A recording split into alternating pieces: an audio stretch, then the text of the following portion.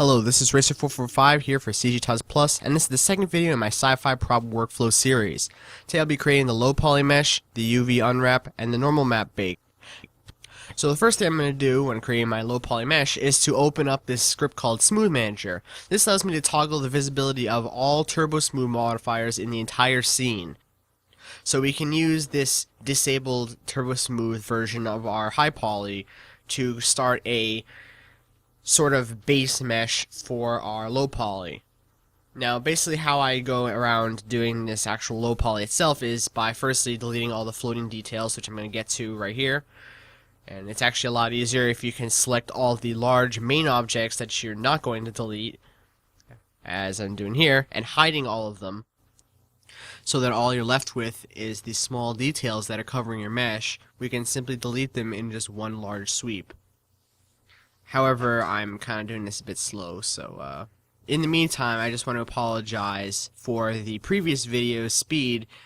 I kind of had to redo a bunch of stuff for it, and I kind of did it hastily, so apologies if that prevented any of you from getting the most out of it.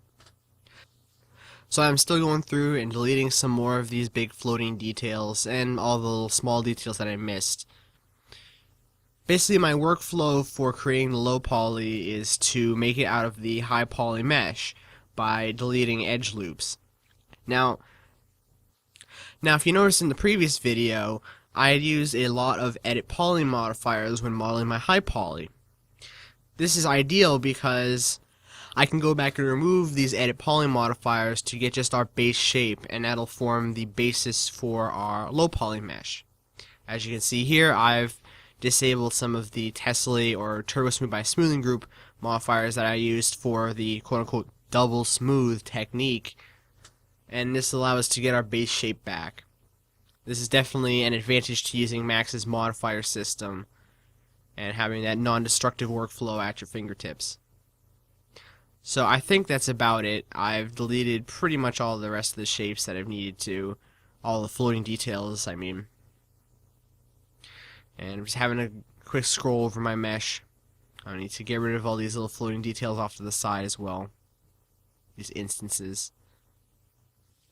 So I'm still just going through and deleting all the small floating details. There was a couple stragglers that I left behind that I didn't notice or that were hidden.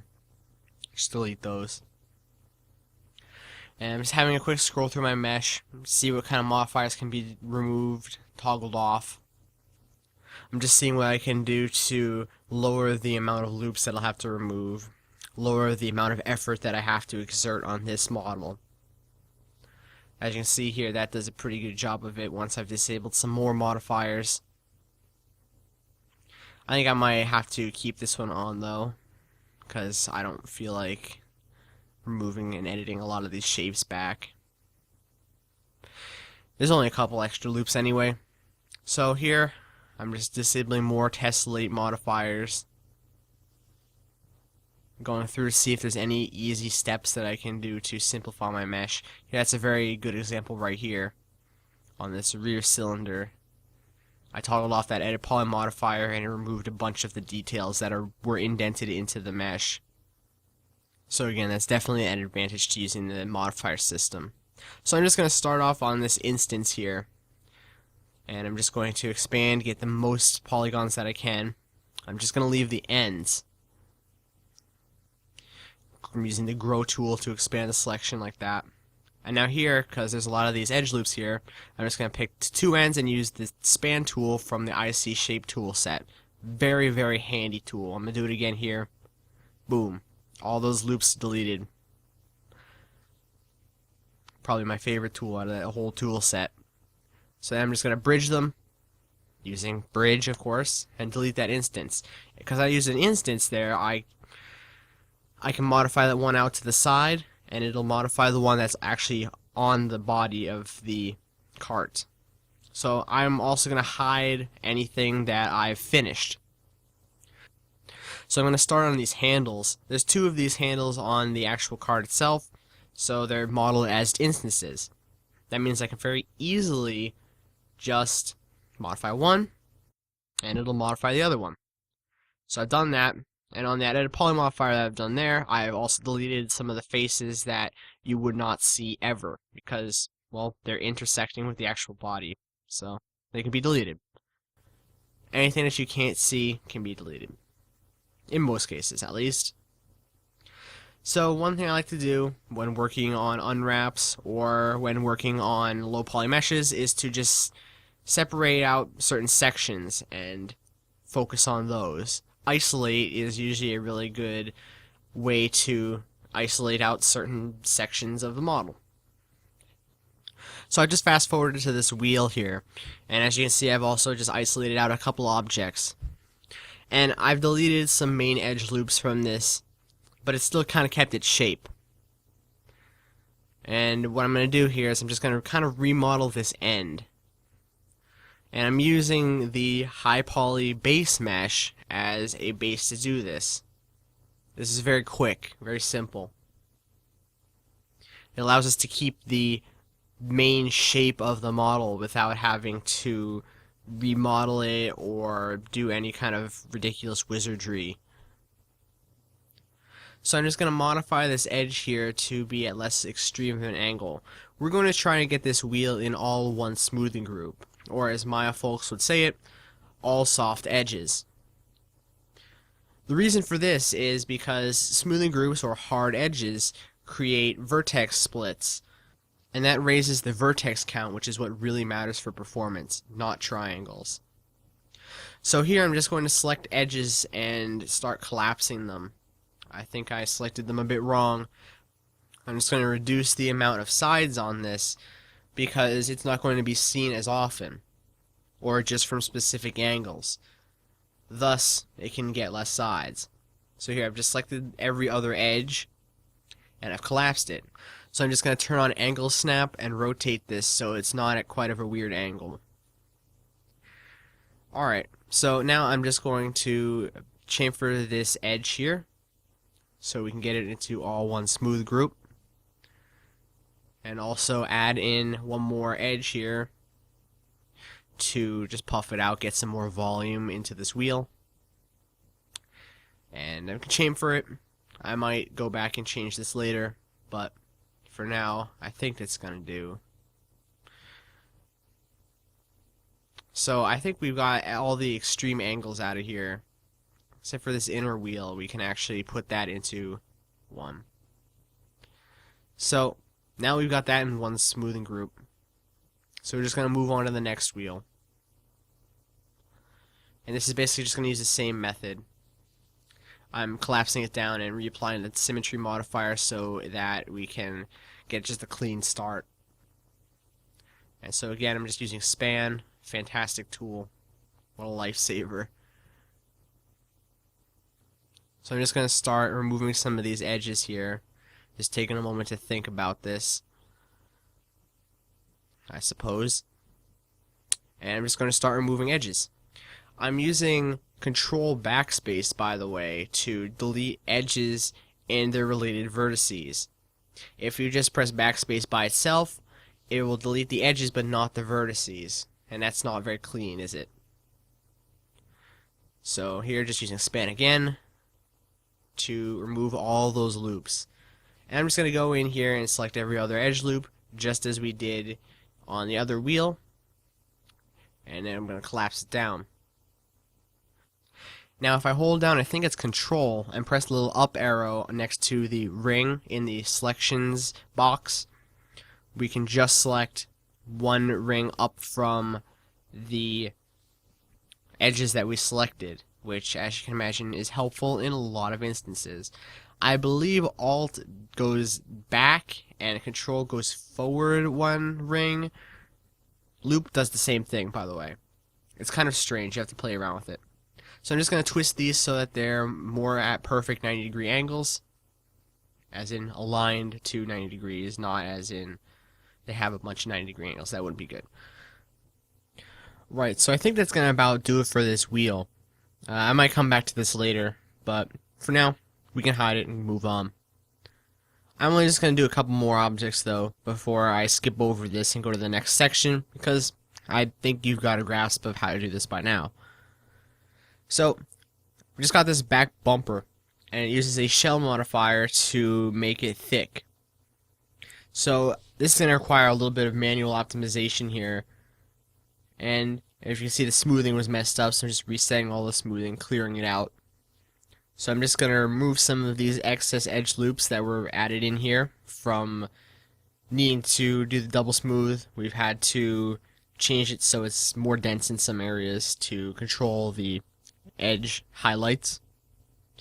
So I'm just manually removing edges, and now what I'm going to do here is I'm just going to select some rings, and I'm just going to use collapse on these rings once I deselect where the details are, and just start manually optimizing stuff.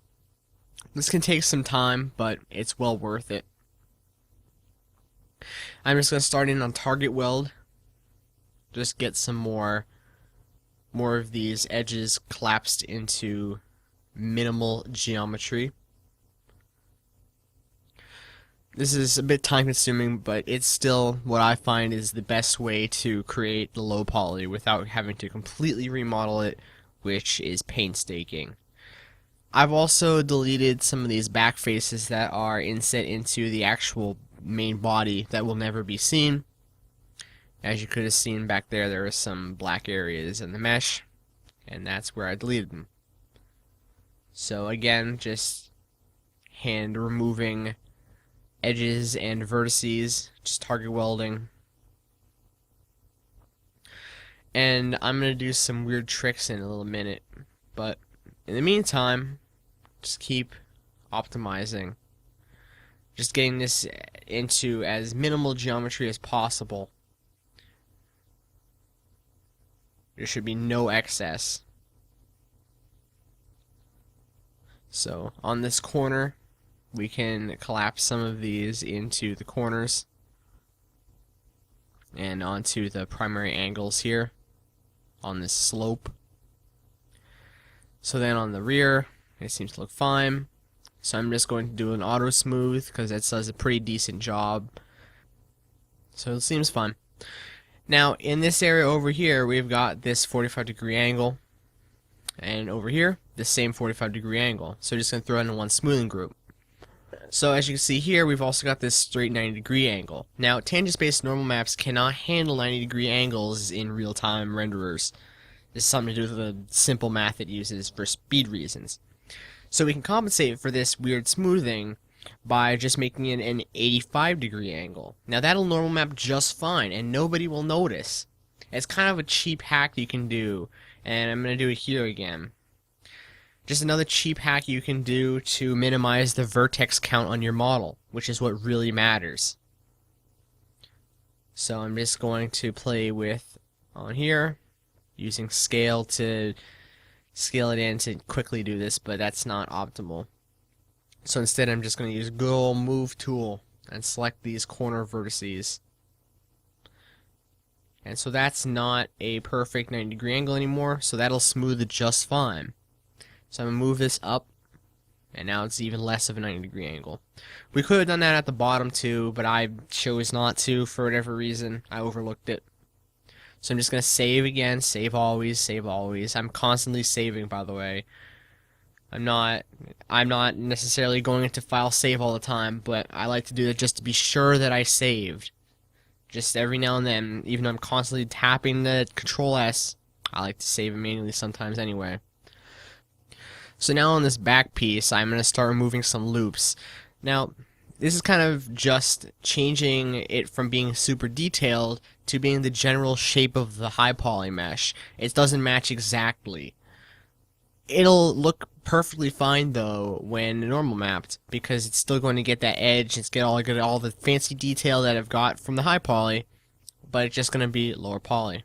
And I've also collapsed some edges here so it's got less sides. Nobody's going to notice this stuff. These are very small details.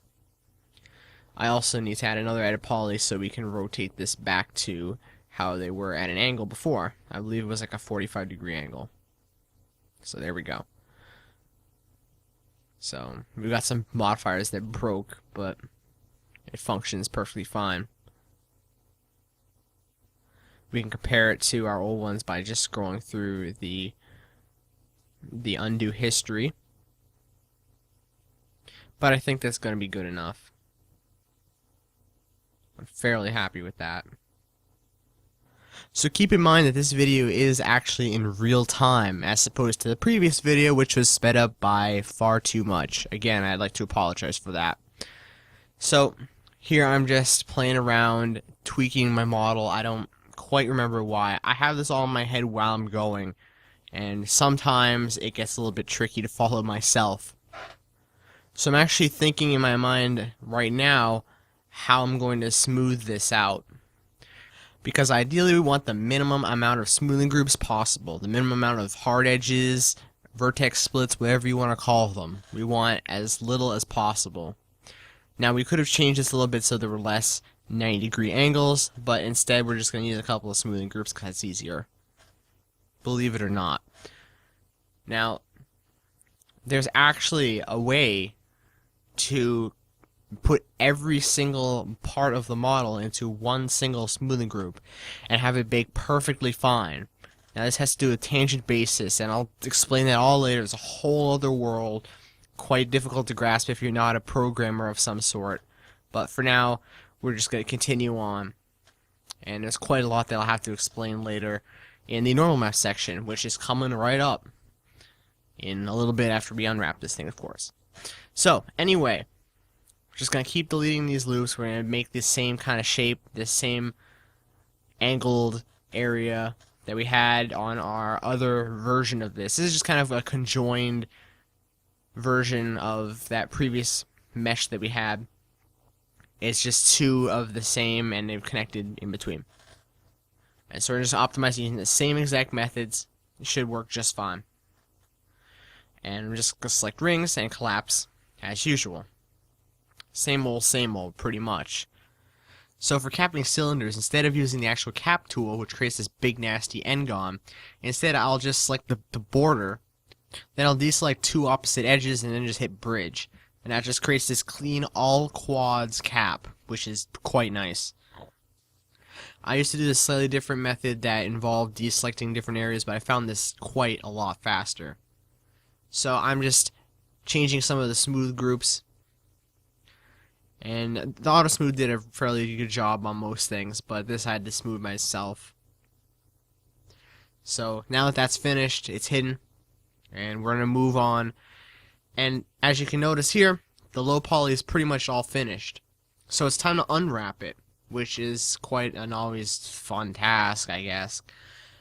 Now if you notice, I only kept visible this certain group of objects. Now this is how I like to especially unwrap stuff. So, to an extent with the low poly stuff too, but just for unwrapping in particular, this is extremely nice. Is I like to work in groups. So once a group is finished, I'll color it green, and then I'll hide it forever until the rest of it's done and I can pack it. So it's pretty standard stuff here. I don't do any special anything.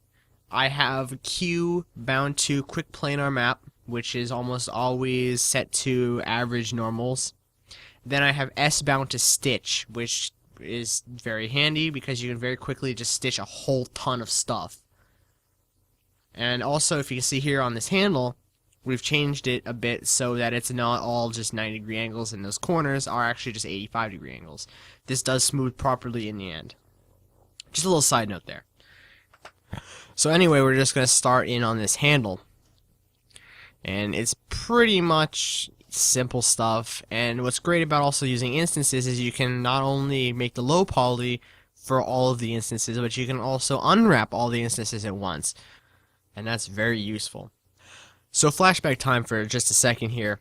This is my completed low poly mesh. The try count is just under 3,000, although I'm going to actually push it a little bit higher later. You're not going to see that.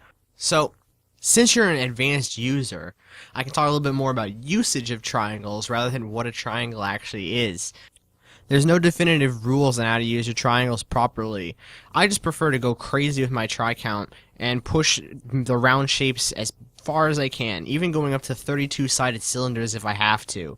I know that sounds like a lot, but look at what CryEngine 2 is pumping out now and still running at a great frame rate in like Crisis Warhead. If you go into the editor, it's pumping out something like 2 million triangles. Now that's insane. So unless you're working on some low-end hardware like the Wii or handhelds, I suggest you just go crazy. Put whatever you can into it to make those round shapes really be round. There should be no blockiness in your model. This isn't 1999. You should just go crazy. So now I'm unwrapping this outer section of the bumper. If you notice, this is the area that I did that fancy smoothing trick I was telling you about on. And if you notice, on the UV there, it's all one big section. That's very good. There's no additional splits or anything that be needed there. That makes it easier to texture and also is better for performance. So I'm just going to do the same thing to this inside section that we've done the same smoothing trick on. And I'm just going to use Stitch and Quick Planar Map to do the same thing. It's worth noting that, again, with this slight trick, our normal mapping works perfectly fine, whereas with a perfect 90-degree angle, it does not. So I'm just having a quick look at this, aligning it how I see fit.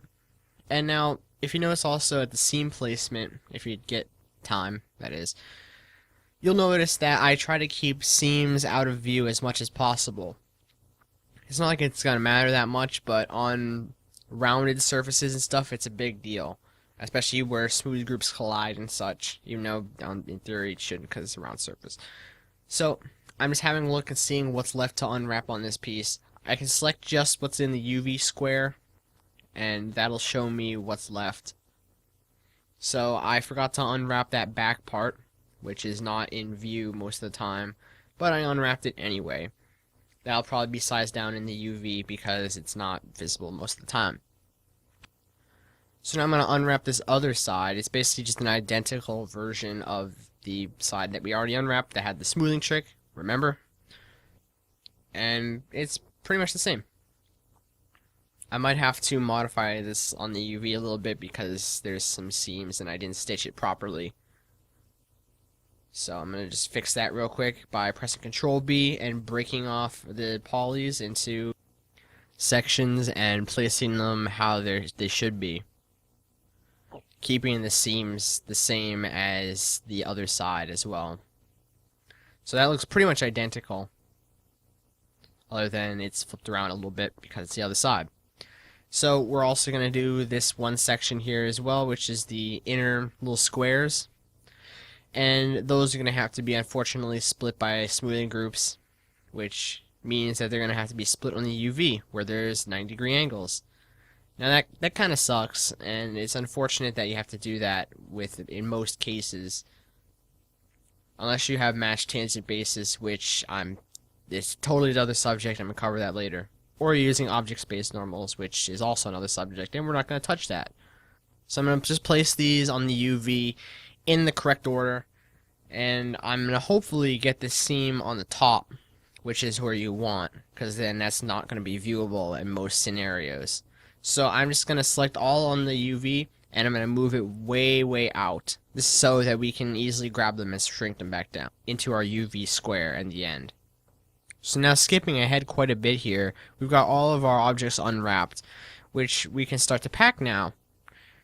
So I'm just going to select all of the objects, and I'm going to hit the Unwrap UVW modifier button. Now this will allow me to modify and select all of the unwrap modifiers that we made on all the individual objects, but it'll act as one modifier. And this is useful for packing things and fixing seams on some stuff. So, up here in the corner I've got kind of a preliminary pack going. I just like to do kind of a rough estimate of my pack before I go and shrink everything down to the UV box. I just find it a little bit more easy and free-form to put stuff into place rather than having to conform strictly to that unwrapped square. And now, note that the end result is going to vastly change from this that I have here, this preliminary pack. But it's something to start off of, at least. So in this pack I kind of have a lot of things too close to each other, especially right here. This one's really bad. But again, this is just kind of a rough estimate, a sketch, if you will, of where everything is going to go in the end. So I'm just kind of getting everything as close as I can, but not too close, I guess is the best way to put it. Now, by the way, I also have sync to elements selected, which is very useful for just selecting entire UV shells. So I'm just going to skip ahead to the finished preliminary pack, which I'm ready now that I have the preliminary pack. I can scale it down and put it into my UV square. And this is going to be really fidgety because it's difficult because it's not going to conform exactly to the square. You just want to get it good enough. So I'm just going to start rotating and scaling things so that it'll start to fit into the square. And I have a lot of small details that are going to be pushed out so that they're not going to just be all cramped into one space, but they're just going to be spread out a bit more. And so they have a bit of room to breathe. By breathe, I mean padding a room for when you bake, and also for mapping, which I'll talk about in a little bit, because that's going to be important when you unwrap and start to texture stuff. So I'm just going to try and get this packed in as tightly as I can. Just try to get everything into that UV square. Now this is probably one of the most fidgety and tedious jobs in 3D, in my opinion. But I don't know, I sometimes I find it fun. I find it therapeutic, I guess you could say. It's kind of like a puzzle. You're just trying to fit things in where they need to be. And trying to get things down to size. So, got these big circles up there for the wheels that aren't quite fitting in. And also this big square in the front, which is kind of going to act like a bin. I think I described it as before. And once I've also got everything packed, I'm just going to scale it up so that it fits inside the UV square. And I think I've got everything kind of roughed out. I'm just going to move this square down here, this wheel. And so yeah, now I'm going to scale it up, because I know for a fact that it can scale up and fit into this whole box while being packed. So because I want to get the maximum texture uses I possibly can, I'm going to just try and scale it up as much as I can. As long as it still fits in the UV square, then it's good. So I'm just going to put these pieces of the puzzle, you could say, and bring some of them out, bring some of them up. A lot of this I'm going to have to realign later. When I show my finished UVs, you'll be quite surprised how different it is from this right here. But still, this is quite a good little start that I've got here. And I've got this big box in here first, and that's difficult. Usually I prefer to place big shapes first, and then try and figure out the little shapes after, but there's so many big shapes in this that is quite difficult. So I believe this is actually going to stay similar on the final thing, where that bin is going to be in the same place. And yes, it is. Here's our finished unwrap, or at least almost finished. We need to spread out some of these elements so that they're not directly touching each other, or so they just have a little bit more breathing room for when we do padding, unwrap, bakes.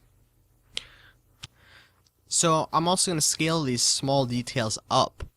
Now, a lot of people might say, what are you doing? Why are you not keeping your density the same all around and using your checkerboard patterns? Well, it's because I prefer to make the small details a little bit higher resolution than the main body. Reason being is in a lot of games when you go and see assets that are really crisp from far away but zoom in, it's not the big bodies that are becoming blurry, it's the small details that you notice becoming blurry. So in theory, and this is just in theory, if you scale up the small details will be crisper, and you won't notice the blurriness as much on the main body, because really, the main body is going to be the same as it always was. So, again, not packing in everything too tight, I want to keep some space between them. Now the reason for this space is actually two reasons. One, because of normal map padding, which eliminates any edge errors, or helps to eliminate them at least. and also because of mip mapping. Now, mip mapping, if you don't know, is a process that sizes down textures that are farther away, blurring them. This is good for performance, but also ends up blurring out a lot of the textures, and if things are not far enough apart on the UVs, the materials can start to get blurred together too. I've seen this numerous times in games, and it's not very pretty. Also, when you have level of detail models, where your level of detail models that are lower are blockier than your highest detail, you can have really expanded and weird UVs, but still using the same texture. And you don't want the parts of, let's say, a scope that's right in your face to be overlapping with something else that's on the same sheet. So I'm just going to scale these small details up some more and pack them in better. Just get them to use as much of the texture space as I can, but while still leaving a little bit of room. Usually, since I'm going to be probably texturing this on a 2048, just for example, I know that's pretty large for this prop, but I prefer to texture on larger sheets because it shows people what I'm doing better, and because it produces a nice looking end result. So I'm going to move these shells that are in the corner. I think this belongs to various things actually, but the bumper and the handles that are instanced, and I'm just going to move them into place, moving far towards the edge. But I'm fairly happy with that right now. I can spread things out a little bit more up in the corners, but overall it's not bad. We can also uniquely unwrap some things so that we can help solve issues where you can see instances of items and it looks blatantly tiled. So another thing, and I should have mentioned this earlier, is that because of mip mapping and things get blurred together, I like to keep similar materials close to each other. So metal will stay with metal, and plastic will stay with plastic, wood will stay with wood. So when it gets blurred by the mip map, it'll still look decent, even if it's overlapping, because you're dealing with the same materials, so they're both going to be same color, same tone, usually. I also like to try and keep shells that belong to the same object together, so that they're not spread out all over the place. And I think this is about going to do it. I'm fairly happy with that unwrap, so I'm just going to go ahead and save it, and save also a copy of it as bake, because we're going to start to normal bake it. So I'm back here on my high poly mesh, and if you notice, I've got this smooth manager script open. What I did was I turned off the turbo smooth on my high poly and saved it out. This way it'll import faster into our baking scene. So I'm just going to close that, minimize it for later, because we're going to have to turn them back on later. So the first thing I'm going to do here is I'm just going to select one of the objects in the seam. I'm going to collapse the stack, and I'm going to attach all the other meshes. So as you can see here, there's now one mesh in the seam. So I'm just going to add an edit poly modifier, and I'm going to explode this. What I mean by explode is not strap a pack of dynamite to it. I mean bring out some of these objects so that they're far away from each other. And by objects I meant elements right there. Sorry. So I'm just going to drag some of these elements out farther away. Get them away from the main body of this cart. And I like to just drag things up and down or left and right instead of dragging them all over the place. So just try and move them by one axis. Just X, just Y, or just Z. Try not to move them all over the place, because we'll be moving some high poly objects later, and that's going to be a pain. So another thing is that we're going to be mirroring some of these objects, since some of them use the same UV space. And we're going to have to do some cool UV adjusting later, but once we've got this exploded, we can do that a lot easier than trying to deal with selections where everything's all cramped together. So this really doesn't take as long as it sounds, moving each element by itself, but it really doesn't take long at all. I think we've pretty much moved all the elements that we need to move. We're not going to separate the two parts of the body, because that's not as important, and also for baking reasons, we need to keep them together. So now that we've got it exploded, pretty much, you can see that when we toggle this edit poly modifier, it'll go from exploded to non-exploded instantly. So there's quite a number of instances on this model that are using overlapped UVs, and those need to be moved out of the UV square. I'm just going to add a UVW modifier here, and I'm going to say select overlap faces. That's going to select all overlap faces on the UV. So now what you're going to need to do is you're going to need to deselect just one of the instances that are using the overlapped UVs. Just one. You'll be editing your cage on just this one instance, so choose wisely. So you can notice here on these back pipe connector things that just one of them is deselected. Now once we've got everything deselected that we need deselected, we're going to move it outside of the UV square. Now the reason for all of this is because everything outside of the UV square is ignored by the baker. And this will minimize bake errors because you're only baking one instance, rather than baking a bunch of them and having them overlap on top of each other. So now that I'm done deselecting things, I can offset them. So I'm using Chognut's unwrap window. So I'm just going to go to this box here. I'm going to hit 1.0 in the U section and keep 0 in the V. And then I'm going to pick offset. This will offset outside of the square. I also got some stragglers that I left behind by accident, so I'm just going to go clear those up right now. Now for things that are mirrored also that are going to be welded together on the low poly, it's best to bake those well welded together, and that's another good reason why you need to offset them. If the sides are unwelded when baked, it won't smooth properly, and there will be a big seam when the normal map's applied to the welded together model, and that's no good. So, if we bake them together, welded together that is, that'll compensate for the smoothing properly, and thus there will be no seam or minimal seam. Besides, if we texture it properly, we should be able to make any seam or smoothing issue pretty much invisible to the eye. So I'm just going to import our high poly, and look how quickly it imported with the turbo smooths all off. And I'm going to give it a different material. A white material to be specific, and we're going to hide our low poly for now.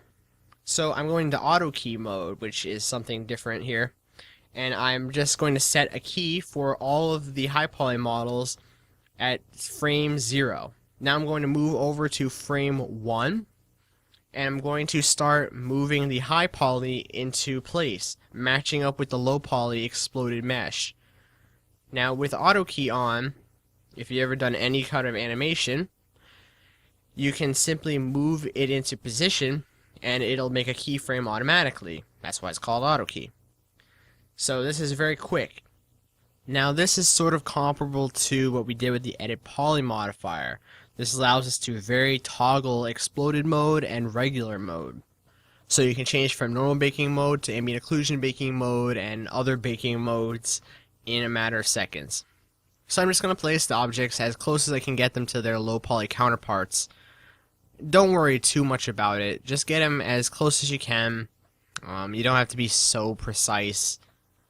Just as best as you can. So while I'm moving these into place, I should explain a little bit more about that thing I was mentioning earlier called tangent bases. Now I'm no programmer, but tangent bases can be summed up as a coordinate system, similar to UV coordinates. I'm not going to go in depth about that because I'm not capable of explaining that. It's way over my head.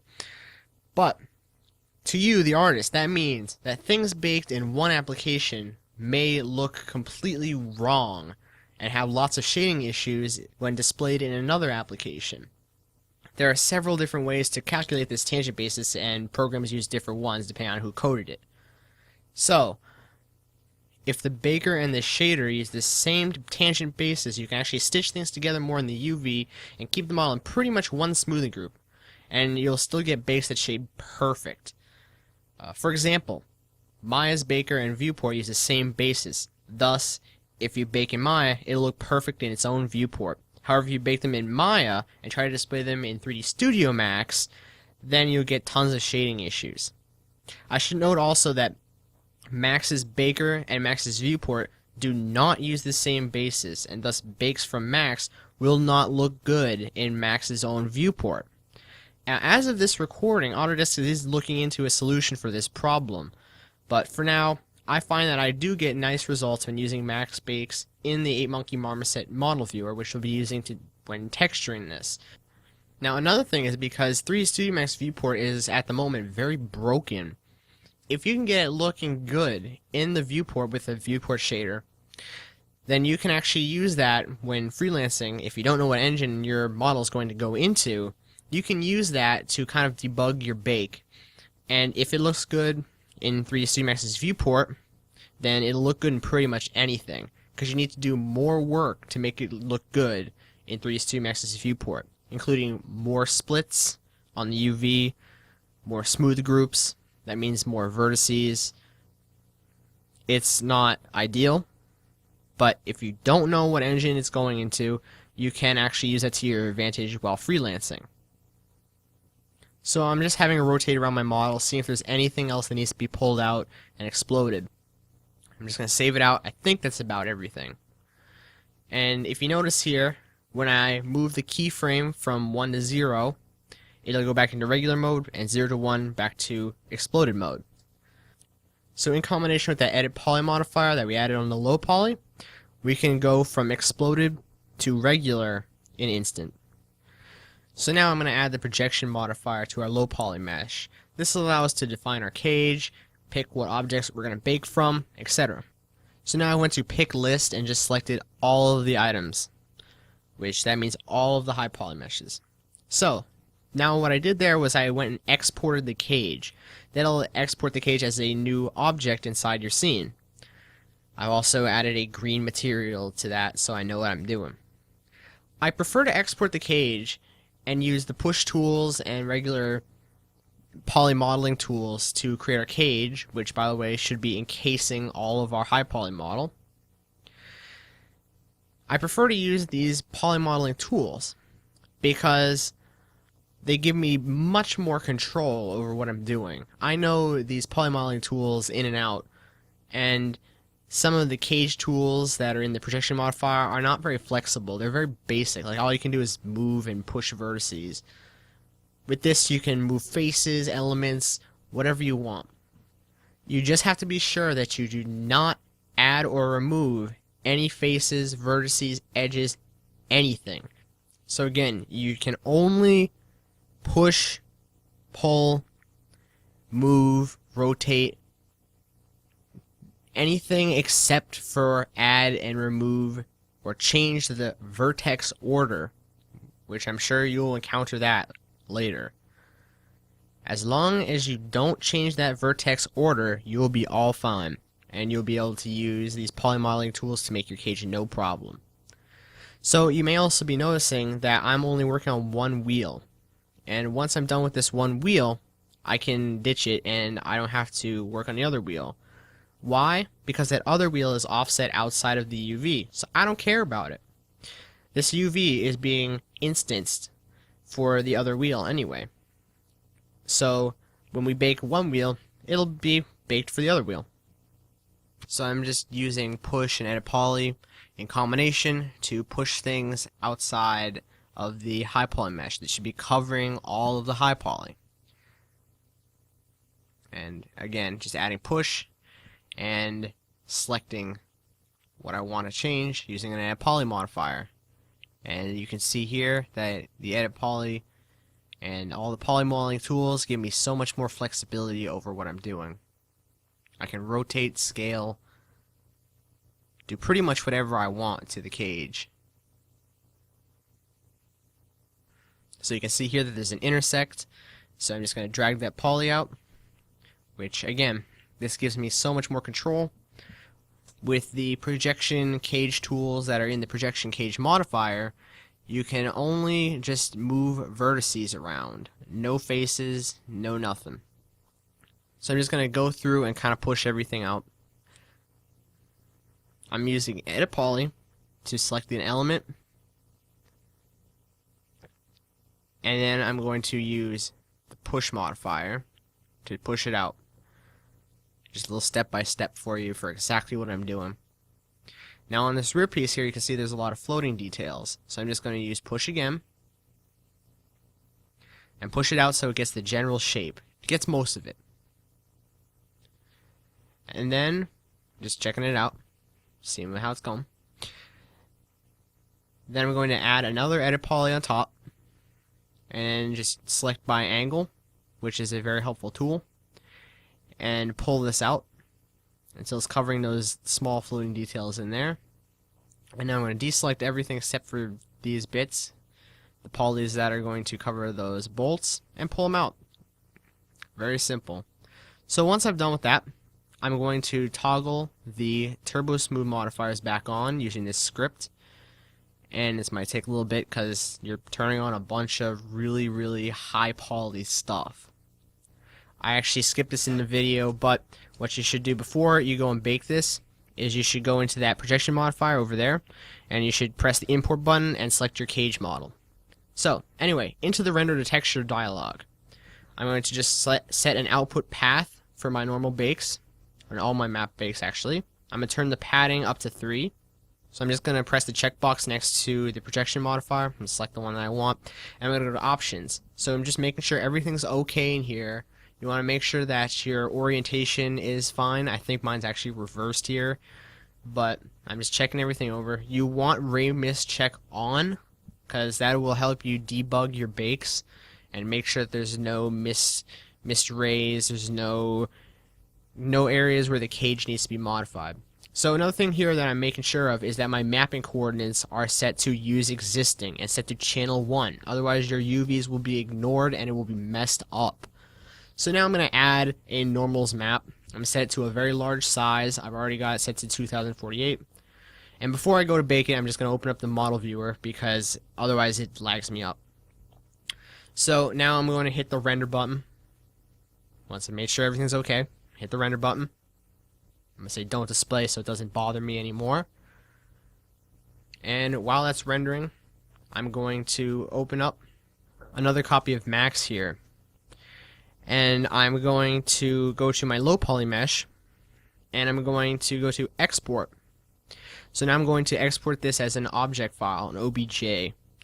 And I'm going to export it to my 8monkey marmoset base prop, and I'm going to make a new folder. Call it cart. It's fine. Or final cart, I called it. Up to you. And I'm going to call it cart, or actually coolcart.obj, if that matters. So this is the GuruWare OBJ exporter. This is a free exporter. It's much faster than the default exporter. So you need to make sure that you have faces selected as triangles, and texture coordinates, smooth groups, and normals exported as well. So our bake is complete. So let's go into Marmoset and open our mesh. We can just hit the material editor button and go to File, Open Mesh. Then we can find our OBJ file and import it. So I'm just going to scale this mesh down. We could just zoom out. The controls are just like Maya's. So Alt and left mouse button will allow you to rotate the view. Alt and middle mouse button will allow you to pan the view. And Alt and right mouse button will allow you to zoom. Shift and left click will allow you to move the light around. And Control and left click will allow you to move the actual model around. If you want to reset where the light and the mesh were, you can go to File, Reset Mesh Xform, and Reset Light X. So now I'm going to the Matte tab. Make sure your current material type is set to Phong Environment. And then we can get started adding the maps. So click on Normal Map and pick out your normal map. As you can see here, ours is quite messed up looking. We need to flip the green channel. So we can do that in Photoshop, or we can simply rebake it. I'm going to prefer to rebake it right now because I have some time on my hands and because I can show you how to do it real quick. You go to Options in the Projections panel on the Render Texture dialog, and then just change the orientation of the Y channel. I also changed my output path so I could have a copy that is flipped and a copy that is not flipped. And if you can see, those red areas in that box that's rendering out right now, those are errors. Now those are not good. However, the ones that are on there right now that are clearly visible are actually not visible on the model. or they're being overlapped by something that is hiding them, if that makes any sense at all. This is almost done rendering out. Another thing is that if your smoothing is still really broken in Marmoset, you should check and make sure that the object space normals box is not checked. It's up there in the corner. So I'm just going to open our new normals map and check that out. That looks much better. That's a big improvement from the previous non-flipped version. Now we could have actually saved time by opening up Photoshop and just flipping the green channel, but instead we rebaked it. So you can see here that it's pretty smooth. There's some warpiness and there's a couple errors there that I'm going to need to fix. We just fix those by pushing the cage out a little bit more. Otherwise it seems pretty good. I'm fairly happy with how it turned out. There's a couple of errors, but nothing major. We'll do some post work using Photoshop to paint out some of our normal map errors and also some of our ambient occlusion map errors. But otherwise, some stuff is looking pretty good, looking pretty smooth. There's a couple of warpiness errors going on around the side.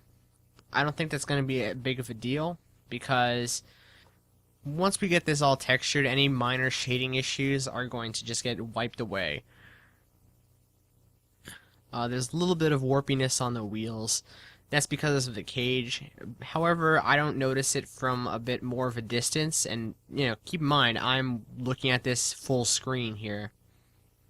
And from this distance, which is how a player would probably look at it normally, it's not that bad. So I'm just going to go push out the cage on the handle a little bit more.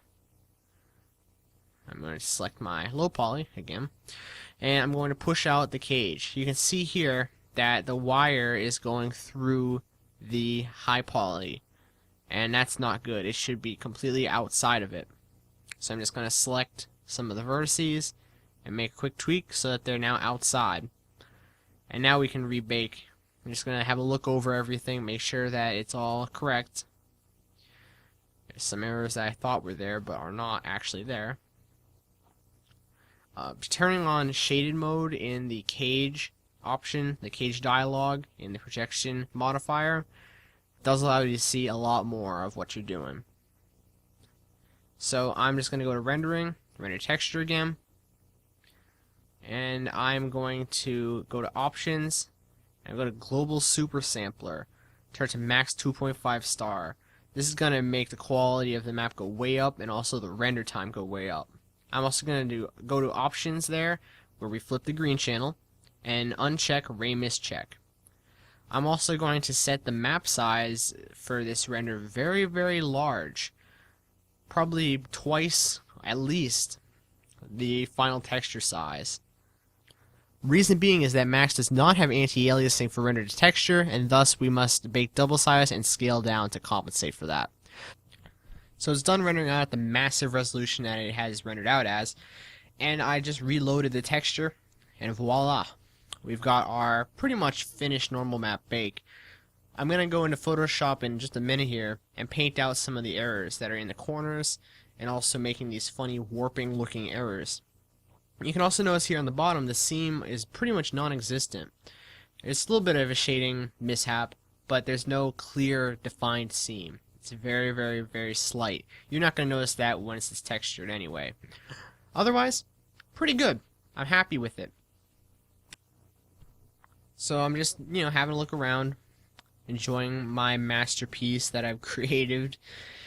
So now it's time to bake some ambient occlusion to get some nice depth. So since I have the render texture dialog open, I'm just going to delete the current map that I had there, the normals map.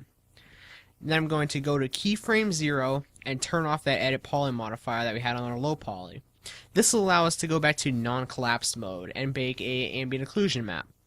This isn't really a true ambient occlusion map, but it does the job in 99% of the cases.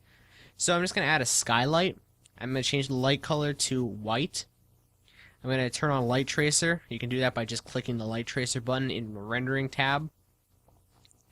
So again, this isn't really a true ambient occlusion. Like, it's not the same as doing it with mental ray or the X-normal ambient occlusion rendering, but it does the job. So, we're going to go to render texture again, and we're going to add a complete map. And we're going to pick 2048, which is a decent size. And so now we're going to press the render button. This bake might take a very long time, so I just suggest you go get some coffee, go have a sandwich, I don't know, go play some basketball, whatever.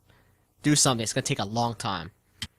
It's pretty much my excuse to go do stuff other than sit at a computer and actually do work. So, anyway, we're going to go open up our ambient occlusion map, just plug it in the diffuse map slot and the specular slot. And I'm going to turn the specular intensity slider down, move the light around a bit, and you can see that it's much more deep looking. There's much more depth to this. If we turn it off, just by pressing the clear button, and then turn it back on, you can see there's a huge difference. And I'm pretty satisfied with this bake. We're going to have to clean up some of the errors. Not those smoothing errors, but the black ambient occlusion errors up there in the corner. You can see it on the handle specifically. So I've got Photoshop started, as you can see down there in the taskbar. And I'm just going to drag in our bakes into Photoshop. No fancy import process here, just drag and drop. So I'm just going to start prepping it for texturing, which involves firstly editing our normal map, but also rendering out a couple other maps using this rather old piece of kit called Textporter, which is an plugin for 3D Studio Max for every single version under the sun, pretty much. And I'm just going to have 1024 as our texture resolution, and I'm going to deselect, backface cull, and mark overlaps. And you can see this gives us our color UV. Now, color UVs are very useful because they show our face normals, basically which direction the face is pointing. So I'm just going to save this out by pressing the save button and save it out as uv.tga. So now I'm going to deselect the edges and I'm going to set it to constant white. This will produce just a blank white version of the UV, and I'm just going to save this out. This blank white version of the UV is extremely useful for selecting things when texturing. We're just going to keep it underneath all of our layers and it'll be very useful. So I can go find those maps as well, which are saved to the same directory as our bakes, and just drag and drop in. We're not going to do anything with them yet. We're going to keep them in Photoshop for later use. Now, before I get to anything, I'm going to just select our smudge tool for later, and I'm going to resize the image. I'm just going to change it to 1024, which is going to be our final texture size. I've also picked bicubic sharper for the resize method, which actually does help quite a bit. So now, using the smudge tool, we can just go up and down some of these wavy edges and smooth them out. You can see that already looks a lot cleaner on the map. So we'll save it out in just a minute here and find out how it looks on the model. And you can see here, I'm just looking at this wavy error up here, and I'm going to have to edit that out on both the ambient occlusion and on the normal map. Now, actually, these errors can be avoided by some careful cage manipulation, but I find it's easier just to Photoshop them out. I'm more comfortable with Photoshop than 3D Studio Max. So, I'm just going to smudge up and down some of these other wavy errors, have a look and see what's what, push some of these edges down a bit just by using smudge. Just have a look through the rest of our map. Everything seems to be in pretty much working order. There's some wavy edges right there, but otherwise I'm starting to get really happy with this. Everything looks fairly smooth, up close too, which is surprising. So you can see that there's some wavy edges here. I'm just going to smudge them. Make sure you don't warp the smudginess so it's all in wacky patterns. You want it just to be nice, flat, smooth edges. So I'm having a look. See if there's anything else that needs to be edited out. this tire tread here baked out kind of wavy. So we're going to smudge this, and this might not be ideal because it removes the kind of bumpy edges from the tread and replace it with a smooth one. That's okay in this instance, but if you want to fix that, you might have to play around with the cage some more and get it to where it just bakes out like that every time. So there's also some errors up here that are making some edges look kind of funny. So I'm just going to paint these out. Pretty simple. There's this big error over here. I'm just going to smudge this out a bit, make it a little bit more smooth looking. Might not be perfect, but see what we can do. I'm also using clone stamp here to get some more of the values, those in-between values, and just smudge in between. That looks okay. It's not that big of an error because it's not going to be seen much. So I think we can get away with just that. I'm having more of a look. You can see we've got that yellowish error over here. And we've just smudged that back into place. And I'm going to make some of these edges a little bit more even. Otherwise, I think it's looking pretty decent. I think we've edited out pretty much all there is to edit out. We can fix some of these internal errors, but I don't think that's going to be a big deal at all. It's always good to just kind of inspect everything. Just quadruple check. I'm going to save this out as now a new TGA. I'm going to call it edited underscore something or other. I think I called it underscore half size because it is half size. And I accidentally just put it into the diffuse map channel. Don't do that. So putting it into the normal map channel here and looking into our problem areas, we can see that it's still actually a problem because our ambient occlusion is not edited. Otherwise, we fixed some of the wavy edges. These tires down here are still a bit wavy, but I don't care that much about those. So we've concluded that our normal map is as edited as it needs to be. So it's pretty much time now to go to our ambient occlusion map. It's having one final check around here. There are some warping, smoothing errors that are on the side, but as I said, you won't notice those at all. So I'm going on to our ambient occlusion map. And I'm going to go to image, and you go to image size, and scale down to the appropriate texture size to match the normal map. This is going to be our final texture resolution, 1024 by 1024. Pretty standard, powers of 2. So we've got a bit of an ambient occlusion error right here. And we're going to paint that out using, probably clone stamp is good for this. We have some errors on the wheels, but those aren't really errors, more they are just regular old shadows. So we're going to leave them. They're not a big deal at all. Unless the wheels are supposed to rotate, then we're going to have to edit that out a bit. So, our main problem area is on the handle. So we're going to have to do the same kind of smudginess that we did with the normal map on that same area. I'm also going to edit some of the wavy edges, because they're no longer wavy on the normal map, which is quite good. And those are fixed up. So zooming out, just checking over everything. Make sure these are all in order. So now I'm going to kind of smudge out. Might have to clone stamp this one. But I'm going to edit out just this error here. And that looks decent. Bit smudgy, but does the job. It's better than it was before, at least. So I'm going to edit out also these little dots. I'm not sure why those are there. So we're almost done editing this. We've edited all the same areas that we did edit our normal map. I'm just going to save this out as half AO. But our original errors were not fixed yet. So I'm also going to smudge out some of these other wavy areas. I'm going to have to use a very, very small, fine brush so that it does not smudge the light areas around the problem areas, thus creating white outlines around everything. Save this out again. And I'm just going to preview it. Check to see what I've done so far. Not bad. We still need to fix our original error on the handle, and we're going to do that right now. So we can use clone stamp here to stamp out some of our problems. And that looks pretty good. A lot better than it was before.